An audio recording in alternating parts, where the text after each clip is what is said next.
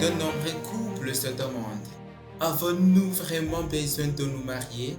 Pourrait-il encore y avoir de l'espoir pour notre relation de couple? Y a-t-il encore de l'amour entre nous? Le divorce sera-t-il la solution? Que puis-je faire pour sauver ma maison? Ici, nous voyons le sujet qui dit espoir pour la maison.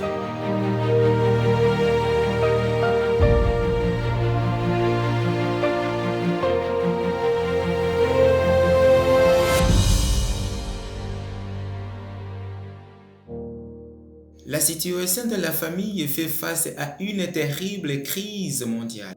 Les gens parlent désormais moins de mariage et plus de relations de couple. En Suède, en Norvège et en France, environ 75% des couples vivaient ensemble avant de se marier et environ la moitié se sont soldés par un divorce. Pour les couples qui décident de ménager ensemble, un peu plus de la moitié se marient dans les 5 ans. Au cours de cette même période, 40% des couples se sont séparés. Environ 10% d'entre eux continuent de vivre ensemble sans être mariés. Les parents qui divorcent créent un facteur de risque élevé pour leurs enfants de divorcer également, indépendamment de la cohabitation. Ça, c'est une présentation statistique tirée de l'Internet.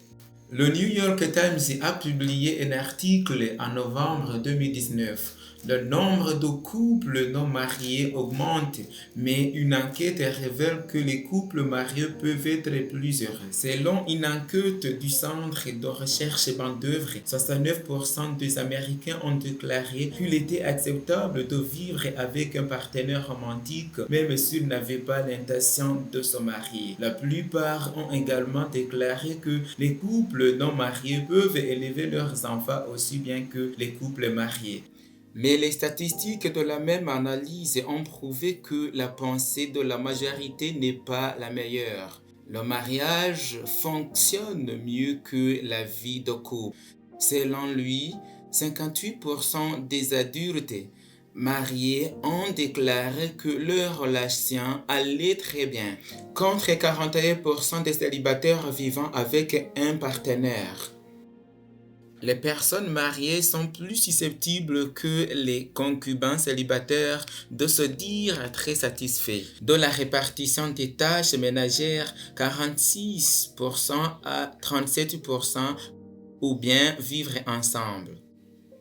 Avec les compétences de communication de leur partenaire, 43% à 35%, et dans quelle mesure leur partenaire équilibre le travail et la vie personnelle, 43 à 35%. Tout simplement vivre ensemble. Nous voyons dans toutes les statistiques que tous ceux qui étaient mariés avaient une bonne relation que ceux qui vivent ensemble.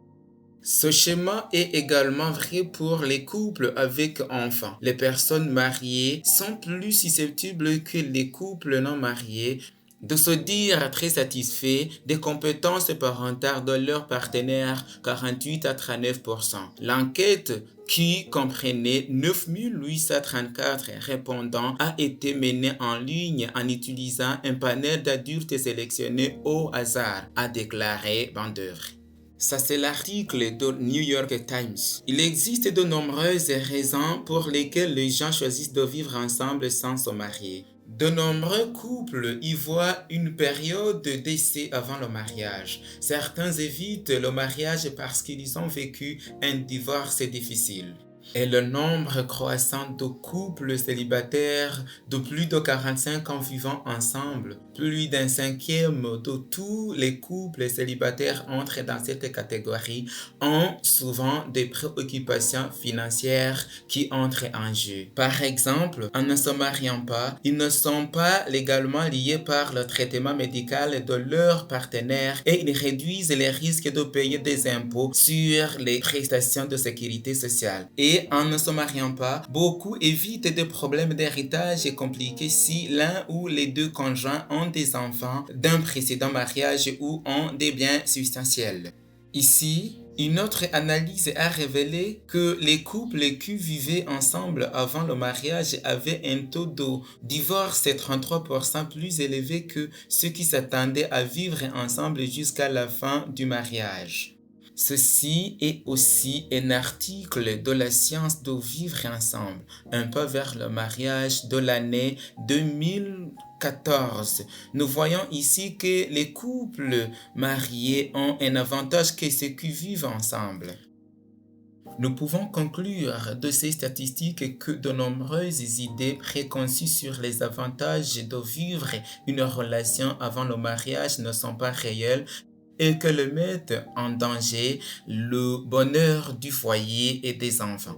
La réalité montre que vivre ensemble avant le mariage ne fait qu'apporter de plus grands problèmes aux couples et au développement futur de leurs enfants. Le bonheur d'un couple ne repose pas uniquement sur la passion, mais sur un ensemble de facteurs. La vraie raison de bon nombre de ces mauvaises décisions est égoïsme, passion, je me marie parce que je veux satisfaire mes envies, mauvaise influence des films, idées fausses du mariage, syndicats très hâtifs, ignorance de mon partenaire. Que peux-je faire si ma vie a souvent été affectée par ce genre de mauvaises décisions? Je vais vous donner certains conseils. Premièrement, souvenez-vous que l'auteur de la famille est Dieu. Quand Dieu a créé le monde, il a vu que cet homme avait besoin de compagnie. Et comme indiqué dans les Saintes Écritures, il a fait le plan de donner à l'homme un aide à la rencontre. C'est écrit dans la parole de Dieu dans Genèse 2, verset 18. Et l'Éternel Dieu dit, il n'est pas bon que l'homme soit seul. Je veux lui faire une aide semblable à lui. Cette belle aide semblable est un compagnon qui peut être le support constant de son développement intégral. Elle est une conseillère dans chaque décision. Elle est une amie à ses côtés. C'est une aide fidèle qui m'accompagnera dans les bons et mauvais moments auxquels nous devons faire face. Le mariage n'est pas comme le premier jour où vous utilisez un nouveau costume. Il est nouveau, vous vous sentez bien, vous êtes content et lorsqu'il vous fatigue, vous achetez simplement un autre. Le mariage est une alliance de loyauté, de service et de soutien jusqu'à la mort. La parole de Dieu en Romains 7, versets 2 à 3. Ainsi, une femme mariée est liée par la loi à son mari tant qu'il est vivant. Mais si le mari meurt, elle est dégagée de la loi qui l'a liée à son mari. Si donc du vivant son mari, elle devient la femme d'un autre homme, elle sera appelée adultère. Mais si le mari meurt, elle est affranchie de la loi, de sorte qu'elle n'est point adultère en devenant la femme d'un autre. Le mariage n'est pas seulement un engagement envers son partenaire, mais aussi un engagement envers Dieu. Devant Dieu, la personne promet d'être fidèle à son conjoint, de le respecter, de l'aimer, de prendre soin de lui, de le protéger, etc. Le sage Salomon a déclaré, je le répète, le sage Salomon, le roi Salomon, a dit en Proverbe 2, verset 17, qui abandonne l'ami de sa jeunesse et qui oublie l'alliance de son Dieu. Le mariage n'est pas seulement une signature devant un tribunal qu'un nouveau document peut annuler. C'est plutôt une promesse de fidélité devant le ciel, devant Dieu. Le mariage est l'étape de la vie où nous quittons la solitude pour nous engager à vivre avec notre conjoint afin d'être une bénédiction mutuelle. Dieu a créé l'homme et le couple dans une union parfaite, mais le diable est venu emporter le bonheur de l'homme. D'où viennent ces idées de vivre en couple avant de se marier, puisqu'elles ne faisaient pas partie de la culture de nos ancêtres? Mais il y a certaines générations qui ne connaissent pas qu'ils avaient la substance de vivre simplement ensemble dans une société. L'homme n'a pas été satisfait de la tentation d'avoir une relation passionnelle illicite, mais a conduit à une relation de coexistence illicite ou vivre ensemble, au point que ce n'est plus vu comme quelque chose de mal, mais comme le montrent les statistiques, une relation sans engagement mutuel total ne fonctionne pas bien et laisse une marque sur l'avenir d'une personne et de ses enfants. Vivre ensemble sans engagement envers le mariage n'est rien d'autre qu'une tromperie du diable. Le second point, la Sainte Bible appelle une relation sans engagement de mariage comme le péché de fornication. L'apôtre Paul lance un appel clair comme mission claire concernant la coexistence de ce couple. 1 Corinthiens 6, verset 18, « Fuyez l'impudicité. Quelque autre péché qu'un homme commette, ce péché est hors du corps. Mais celui qui se livre à l'impudicité pêche contre son propre corps. » La Bible rapporte un tel péché à une blessure que l'homme inflige à son propre corps. Aussi l'apôtre Paul, en Éphésiens 5, verset 5, dit « Car, sachez-le bien, aucun impudique ou impur ou cupide, c'est-à-dire idolâtre, n'a d'héritage dans le royaume de Christ et de Dieu. » La parole de Dieu condamne ce type de relation amoureuse qui n'a pas été officialisée, mentionnant qu'à cause de cela, même la vie éternelle est mise en danger. Un chrétien ne peut pas dire, selon la parole de Dieu, qu'une relation intime sans engagement conjugal peut être acceptée par Dieu. Il est vrai que l'homme a une attirance naturelle pour le sexe opposé. Cela fait partie de la création de Dieu. Mais Satan a poussé à l'extrême pour pervertir le bonheur de l'homme et détruire l'avenir de l'homme. La Bible mentionne en outre en Romains 7, verset 5, « Car lorsque nous étions dans la chair, la passion des péchés provoquée par la loi agissant dans nos membres, de sorte que nous portions des fruits pour la mort. » La tromperie de Satan a atteint un tel point qu'aujourd'hui notre société place la passion et le plaisir au-dessus de la responsabilité. L'intimité est devenue un jeu, comme un passe-temps. La passion en dehors d'un engagement conjugal n'est pas seulement une erreur, mais détruit la vie de l'homme comme le dit la Bible, même si à l'époque cela peut sembler quelque chose d'agréable. Bien que nous ne voyions pas ses conséquences si rapidement, cela crée une crise dans la vie de l'homme et de ses descendants. Le point numéro 3, soumettez-vous aux instructions de Dieu. Dieu, en tant que créateur de la famille, nous laisse des indications claires dans sa sainte parole sur les principes qui devraient régir une relation. N'oubliez pas, si Dieu a créé le mariage, nous avons besoin de respecter son guide. Éphésiens chapitre 5, versets 21 à 22, 25 à 26, verset 21, c'est là où nous allons commencer. Vous soumettant les uns aux autres dans la crainte de Christ. Verset 26, femmes, soyez soumises à vos maris comme au Seigneur. Verset 25, Marie, aimez vos femmes comme Christ a aimé l'Église et s'est livré lui-même pour elle. Verset 26, afin de la sanctifier par la parole, après l'avoir purifiée par le baptême d'eau. Mais ce qui est associé, c'est se soumettre les uns aux autres et étant serviteurs et aimants. Que signifie se soumettre les uns aux autres? Regardons quelques principes importants. La parole de Dieu dit en Actes, chapitre 20, verset 35, « Il est plus de bonheur de donner qu'à recevoir. » Se soumettre, c'est donner, partager et servir. Jésus lui-même est venu dans ce monde pour nous donner un exemple de service et de dévouement pour la société. Le mariage a le même principe. Il n'entend pas de recevoir pour être heureux, mais c'est donner d'être heureux. Celui qui donne reçoit non seulement la joie de voir un autre heureux, mais il reçoit le service d'une personne reconnaissante. Ce principe doit exister aussi à la maison, dans le couple en relation.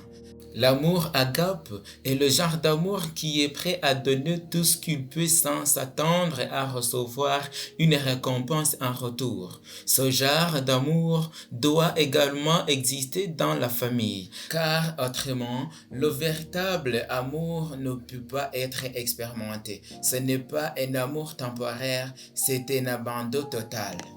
L'amour est un ensemble d'expériences telles qu'exprimées dans la parole de Dieu. Dans le grec ancien, l'amour était exprimé même avec des mots différents.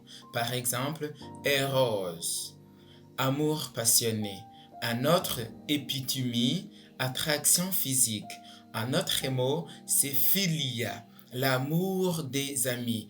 Un autre mot, storge, sentiment d'appartenance mutuelle. Et l'amour agape, abandonnez-vous sans attendre de récompense. Dieu veut que nous fassions place à chacune de ces expressions d'amour dans le mariage. Le bonheur dans la famille ne peut être atteint que si nous impliquons chacun de ces aspects dans notre engagement matrimonial. Dieu ne veut pas voir les familles détruites, mais plutôt guérir les familles. Il veut unir les mariages, restaurer les relations brisées, guérir les cœurs endoloris. Dieu est l'espoir de la maison. Il y a de l'espoir pour les couples s'ils donnent la direction de leur vie à Dieu. La parole de Dieu en Jean chapitre 16 verset 33 dit « Je vous ai dit ces choses afin que vous ayez la paix en moi. Vous aurez des tribulations dans le monde, mais prenez du courage, j'ai vaincu le monde. » Comprendre l'amour de Dieu nous aide à apprendre à aimer notre partenaire sans condition. Ça, c'est l'expression de l'amour de Dieu. Romains 8, verset 35 à 39 dit « Qui nous séparera de l'amour du Christ sera la tribulation, l'angoisse ou la persécution ou la faim ou la nudité ou le péril ou l'épée. C'est là qu'il est écrit, c'est à cause de toi qu'on nous met à mort tout le jour, qu'on nous regarde comme des brebis destinées à la boucherie. Mais dans toutes ces choses, nous sommes plus que vainqueurs par celui qui nous a aimés. Car j'ai l'assurance que ni mort, ni la vie, ni les anges, ni les dominations, ni les choses présentes, ni les choses à venir, ni la puissance, ni la hauteur, ni la profondeur, ni aucune autre créature ne pourra nous séparer de l'amour de Dieu qui est en Christ Jésus notre Seigneur. Cette sorte d'amour est robuste. Le Christ a été rejeté par les dirigeants de son temps parce qu'ils ne le comprenaient pas. C'est quelque chose de très courant qui se produit dans la famille aujourd'hui. De nombreux conjoints affirment que leur mari ou leur femme est à l'origine de leur malheur par manque de compréhension. Mais son grand amour a touché le cœur de l'homme au point de vouloir tout abandonner pour cet amour. Faisons de même aujourd'hui, laissant l'amour et l'abandon total toucher le cœur de nos époux. Si nous tenons ferme à l'amour de Dieu, cet amour nous donnera la même force pour résister aux défis et être disposés à travailler à une réconciliation. La Bible présente le cas d'Abraham. Il a vécu dans Ur de Chaldéa, dans une société très confuse de passion, d'orgueil et de vanité. Dieu l'a appelé hors de son environnement et l'a dirigé vers Canaan dans le but de suivre un processus d'éducation et de formation. De la même manière, Dieu veut nous sortir du monde confus et nous émener à travers un processus d'éducation biblique de formation. Quoi de mieux que d'écouter le créateur de cette merveilleuse institution, la famille. Retournons à l'exemple d'Abraham. Hébreux 11, verset 8. C'est par la foi qu'Abraham, lors de sa vocation, obéit et partit pour un lieu qu'il devait recevoir en héritage et qu'il partit sans savoir où il allait. Quelle croyance! Nous devons apprendre à avancer par la foi en nous confiant à la paix de Dieu et à ne pas nous laisser emporter par nos impulsions, nos passions et nos désirs. Tout n'a pas bien fonctionné pour Abraham. Il n'avait pas d'enfant. Sa femme Sarah voyait l'impossibilité d'avoir un enfant en raison de l'infertilité et de satisfaire son mari. Elle pensa que la solution était pour lui d'avoir des enfants d'elle avec sa servante Agar. Quel mauvais conseil! Abraham a été emporté par les conseils et sans considérer que l'erreur de l'infidélité lui apporterait, il a rejoint Agar et Ismaël est né. Mais Dieu avait un autre plan. Dieu a accompli le miracle dans la famille d'Abraham et a donné un fils à Sarah, sa femme, dans sa vieillesse Isaac, car il n'y a rien d'impossible pour Dieu. Il n'y a pas de crise ou de situation difficile que Dieu ne puisse résoudre dans la famille. La solution n'est pas de faire des erreurs, ce n'est pas même de se séparer du conseil venant de la parole de Dieu. Ne pensons pas au divorce et demandons à Dieu de faire aussi le miracle chez nous. Mais très vite, la jalousie et problèmes sont survenus entre les femmes et leurs enfants, conduisant la famille à une véritable crise. Sarah a demandé à Abraham d'expulser Agar et son fils Ismaël. Abraham était uni dans ses sentiments avec les deux femmes et avec ses enfants. Mais il devait agir s'il voulait mettre de l'ordre dans sa vie et sauver sa maison. Après avoir consulté Dieu, il a dû séparer d'Agar et Ismaël. En Genèse 21, versets 10 à 12, il a dit à Abraham: « Chasse cette servante et son fils, car le fils de cette servante n'héritera pas avec mon fils, avec Isaac. » Cette parole est de plus fort aux yeux d'Abraham à cause de son fils, car tous venaient de lui et il aimait Ismaël. Mais Dieu dit à Abraham: « Que cela ne déplaise pas à tes yeux à cause de l'enfant et de ta servante. Accorde à Sarah tout ce qu'elle te demandera, car c'est d'Isaac que sortira une postérité qui te sera propre. » Ici, nous voyons ce que Dieu lui a dit. Fais ce que Sarah te demande. Avec la douleur dans son cœur, Abraham donna les provisions nécessaires à Agar et Ismaël et renvoya celui qui était devenu sa concubine et l'enfant illégitime du mariage. Ce n'est que lorsque nous rangeons notre maison que nous pourrons avancer dans notre famille et obtenir le bonheur. Cela était le cas pour Abraham. Peut-être n'avez-vous pas rompu votre vœu de fidélité dans la vie privée, mais souvent nous ne pouvons pas remplir d'autres aspects de notre vœu de mariage, tels que les responsabilités de soins, de compréhension, de soutien, de communication, d'entreprise, de service, d'affection, de reconnaissance, etc. font également partie de l'alliance de mariage, de la promesse que nous avons faite devant l'autel, et ils doivent être mis en ordre dans notre vie conjugale si nous voulons accomplir nos vœux de mariage. Le moment est venu de le faire. de faire les choses correctes et de mettre tout en ordre. Ce n'est que si nous sommes touchés par l'amour de Dieu et que nous nous laissons guider par sa volonté que nous pourrons équilibrer nos vies et nous éliminerons les pratiques qui ruinent notre relation et notre avenir. Dieu nous aidera à atteindre l'équilibre dans les différents aspects de l'amour et à vivre heureux. Il y a un espoir de restauration pour chaque mariage qui fait confiance à la puissance de Dieu et abandonne sa vie à la direction du Seigneur. Chère famille, aujourd'hui est un jour de décision. Aujourd'hui est un temps de mettre l'ordre dans la vie. Ne continuez pas dans cette situation.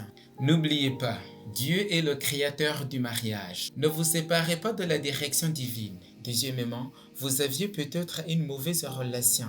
Commencez à mettre les choses en ordre même si c'est douloureux, mais il faut corriger.